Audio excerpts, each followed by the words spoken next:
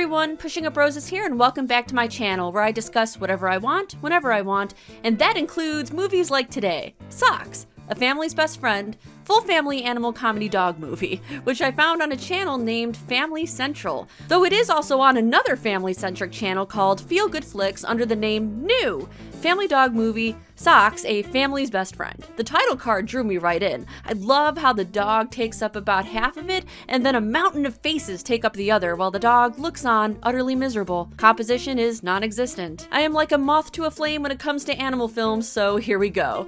This movie is in the, quote, faith-based family-friendly category, and I'm going to warn you right now, I found so many of these scenes disgusting and weird. You should never judge a title by its opening credits, but I'm going to because look at this! Why is the font shaking? Did a 12-year-old edit these in iMovie? The credits overlay some equally shaky footage of streets, houses, and flowers. Aw, a rose.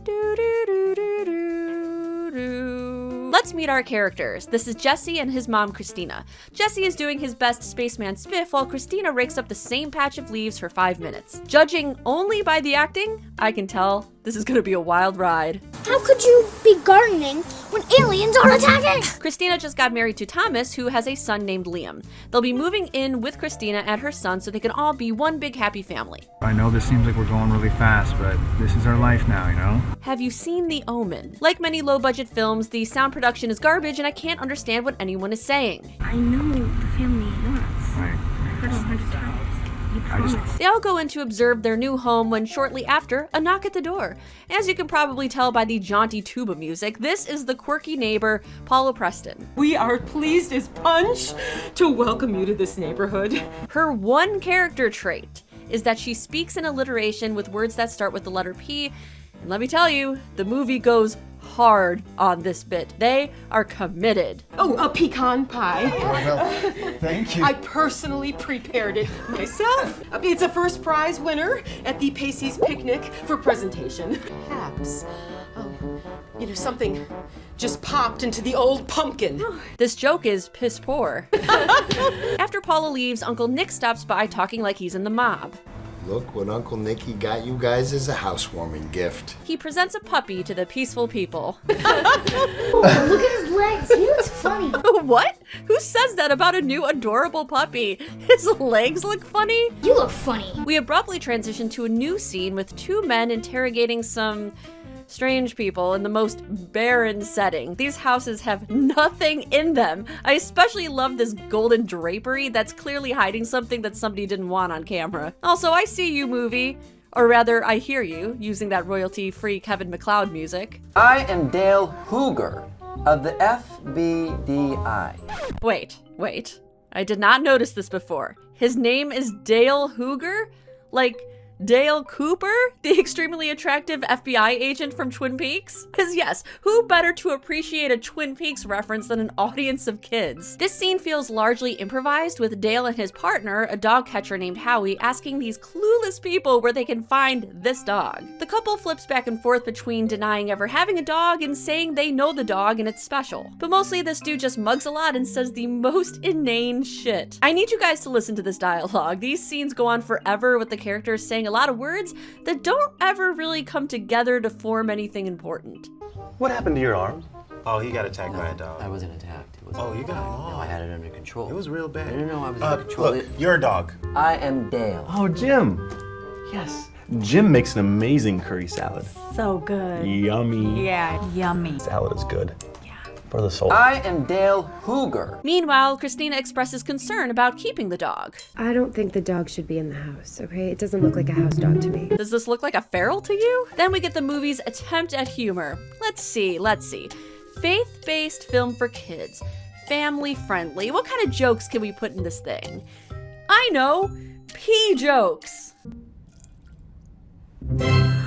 Just going straight for that low-hanging fruit, are we? It's not funny. Tom just keeps giggling like crazy about how hilarious it was when Socks peed on his wife's shoes. You have to admit, you looked a bit like a fire hydrant. You know, red and gushing water. Christina tells him that he should have talked to her about the dog first, which I fully agree with. Not a great way to begin a new marriage, sir. She notices that he's packing a bag. I'm going away to San Francisco. Just for a week. I'll be 3 hours away. A week? You gotta understand. Okay, so normally I would say that a week isn't that long to be away from your partner, but they literally just got married and he sprung a new dog on her only to leave that very night. We cut back to Dale and Howie, who decide they will find and question everyone who has a dog. I am numero uno at the FBDI. Yes, look directly into the camera. This is good filmmaking. Liam and Jesse argue over what they should name their new four-legged friend. Liam wants to name him Turbo, Jesse wants to name him Turtle, and Uncle Nick says the name should be obvious, and it can't be something ordinary. He can't have a regular dog's name. No, it's gotta be something that has meaning. And purpose. You know, nothing basic like Max, Rex, Sam, Socks. Socks. Oh, okay. Actually, it was not Liam or Jesse's idea. The dog somehow burped it out in this demonic voice. Socks. Everyone thinks the other one said the name, so nobody thinks anything weird about it. Dale and Howie are on their dog search. Dale says he will find the dog by scent. Sometimes when I smell other dogs, I can smell the scent of that dog on those dogs. Okay, but do you just go around smelling people's dogs? Maybe don't. In the next scene, Dale and Howie point out the window and list all the dogs they're seeing. That dog knows something. Oh, what, the poodle? No, over. Oh, the greyhound. No, whoa, what, higher? Oh, the Great Dane. No, with the blonde hair. Wow, that sounds really cute. Think we can see a shot of that? Oh, the dachshund? No, with the ears. Oh, the golden retriever. No. The chocolate lab? No. Guess not. Also, I just need to point out that there is no hot dog in this hot dog bun. Apparently, the budget was so low, they couldn't get dogs or hot dogs in this shot. Dale hops out of the car and runs towards a woman walking her dog. And then, this happens. Whoa. No! This movie gets really disgusting. Why is it going straight to the lowbrow humor with the jokes? And judging by the recurring silly tuba music and the reaction of the dog owner, I really do think this is the movie's attempt at comedy. It's not funny. Liam is salty about having to share a room with his new brother Jesse, and Tom attempts his best Danny Tanner impression, sad piano music in the background and everything. Well, you gotta understand, I know this is hard for you. But Daddy horny. Like a fire hydrant. Liam acquiesces, but only because his dad got him a dog, and speaking of, Jesse is outside attempting to play frisbee. You know it's serious because listen to these sound effects. Whoosh. Socks doesn't seem interested in playing fetch, even though Jesse is pretty much begging. Please? The dog is so annoyed that he decides to throw the frisbee back. At least that's what's implied. We never actually get a scene of that happening. Much to Jesse's surprise, the dog starts talking to him with what seems to be a halo around his noggin. This is supposed to have Christian themes, so I assume we're meant to think the dog is a guardian angel. Of course, Socks' voice acting is impeccable. I gotta tell my mom. She will never believe me. No. So yeah, you want to redo that take? Oh, no? We're good? Okay. You know, I've been around for, a while. And, the adults, they don't get the whole talking dog thing. The first thing Socks tells Jesse is to not tell his parents about him. And am I wrong in thinking this can be misconstrued easily into something creepy? I feel like every time a children's movie or TV show has a magical creature, they always tell the kids not to tell anybody about their existence, to just keep it a secret between them and the kid. You want me to keep this a secret? Exactly. Just you and me. It's like a club. Capiche? Socks kind of sounds like Michael J. Fox if he did not care. He also tells Jesse that his mouth doesn't move because he speaks to him via telepathy, which frankly, I don't mind because there's nothing more disturbing to me than when movies try to animate dog mouths. Kid? You okay? Losing his mind. So it turns out Socks is a bit of a troublemaker. He promises Jesse that he will sabotage Christina's dinner, a roast, and get her to order pizza instead. And I swear, so much of this movie just completely dumps on Christina for no reason. Christina will kill me if she finds you in here. Yeah, she's a little uptight, huh? I don't want the dog on the couch. Sweetheart, relax. It's not a big deal. Socks? No! Socks! No! What is this supposed to be? Is this a roast? Is this what roast looks like? The kids just stand there and root Socks on as he ruins Christina's homemade dinner, and Tom stands there doing jack shit. Christina sends Socks to the doghouse, which they suddenly conveniently have. Liam goes out there to comfort him with pizza, and he also discovers his new pup can talk. Hey, Oh, my kazoo. Tom is about halfway to San Fran, and Christina is already crying because she thinks Liam doesn't like her and is having issues with the new dog. I want you to keep in mind that these people are married, and they presumably dated for a while, but everybody acts like they have to get used to each other, like this is the first time they've met. Nobody has any chemistry whatsoever. It is absolutely stale. Jesse attempts to bond with Liam by showing him his sports decorated room and his fort. Liam hates it and basically bullies him, knocking the fort down. Fort comes tumbling down. I am never gonna get that back. So like I mentioned earlier, this movie is a faith-based family flick, though you wouldn't know it because for the most part, it's fairly secular. However, in the next scene, Sock shows up in Liam's room to tell him that he should be more brotherly to Jesse and that he once knew a guy that had these, quote, 12 disciples that were always fucking up and being annoying. But this guy always forgave them, and Liam's like, okay.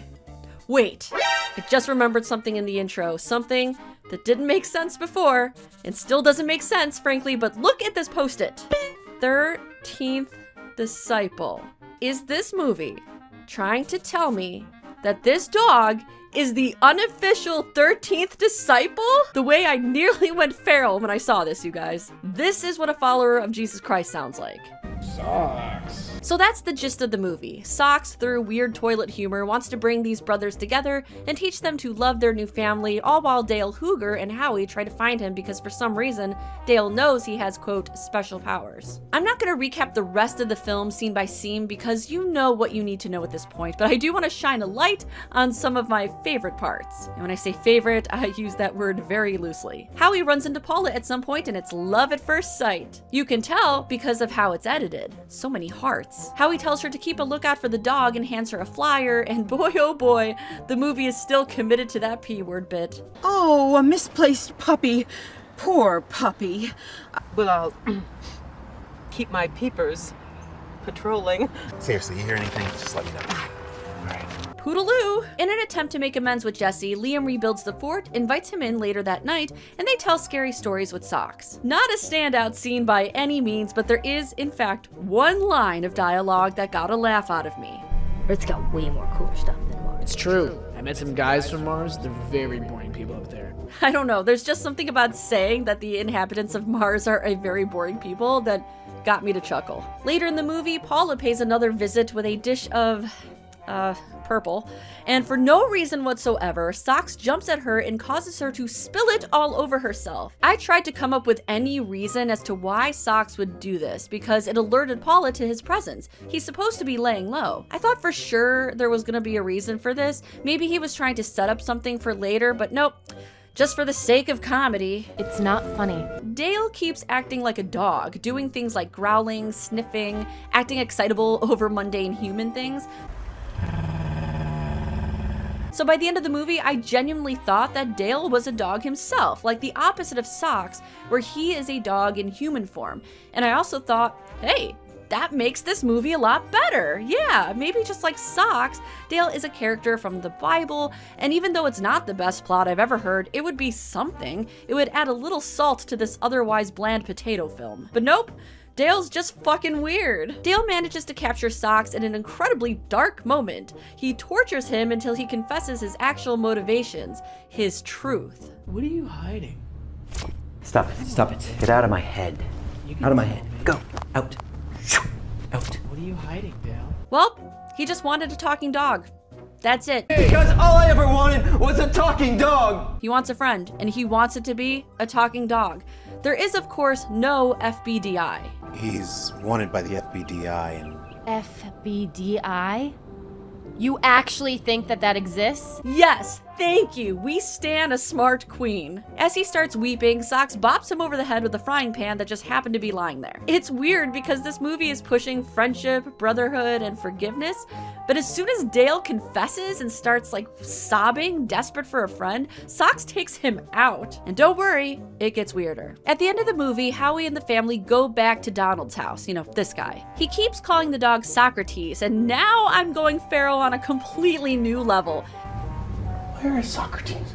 Is this movie implying that he is the spirit of Socrates, who wanted to be nicknamed Socks? Socrates. Not only that, but I feel like the movie is also implying this guy is actually God? And if that's true, does God fart?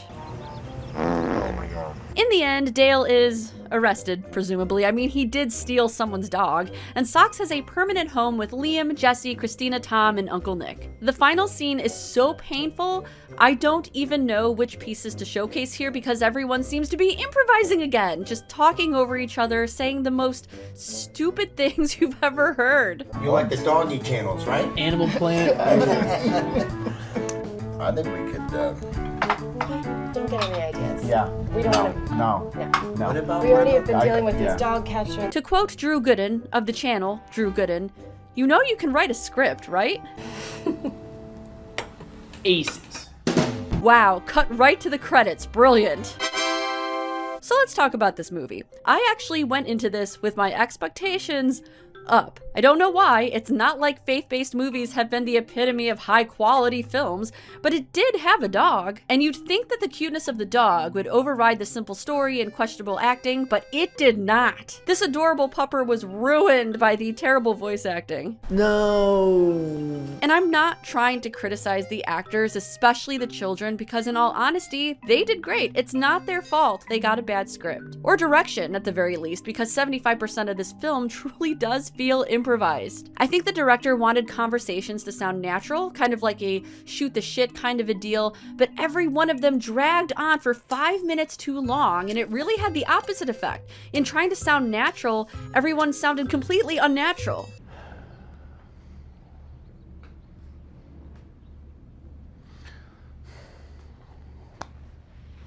I actually love family-friendly content. I mean, it's not what I do on my channel personally, because I drop an F-bomb like crazy, but I do like to consume it. I still watch my We Sing tapes from time to time, because they're fun. Why not? I love a good Disney animated flick. I have a soft spot for rom-coms. I just rewatched IQ, and it was more saccharine than my sugared-up tea, but these things make me feel warm inside. Socks did not.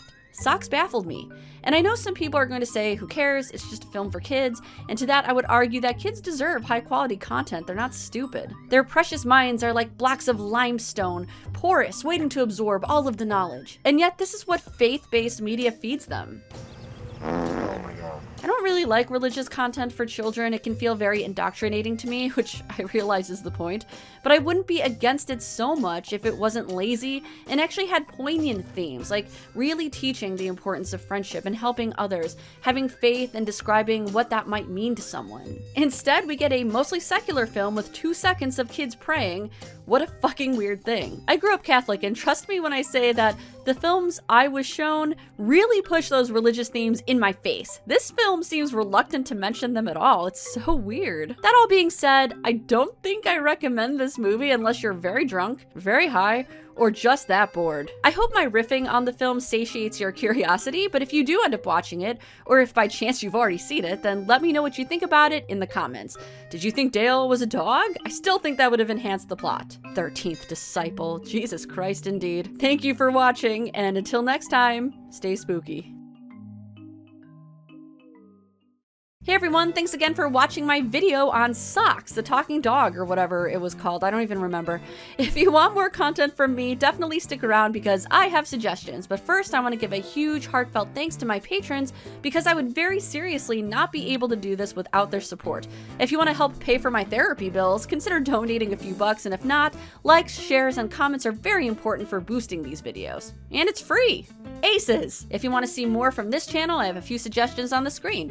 On the right is my latest episode from my flagship series, That Time on Murder, She Wrote. Always a fun and mysterious time. And on the left is a Christmas movie, because why not? It's still winter, right? Sure it is. Thanks again, and as always, I will see you in the next one.